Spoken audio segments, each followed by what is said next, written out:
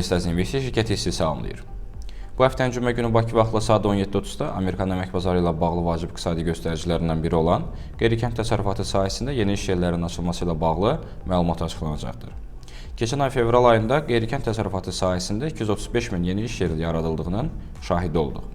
Mart ayında isə kənd təsərrüfatı sahəsində istisna olmaqla yeni açılan iş yerləri sayının 180 min olacağı proqnozlaşdırılır.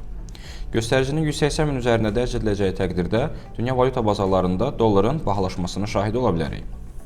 Kənd təsərrüfatı sahəsində istisna olmaqla yeni açılan iş yerlərinin sayının 180 min altında açıqlanacağı təqdirdə isə dollar maliyyə bazarlarında aparıcı valyutalara qarşı ucuzlaşa bilər.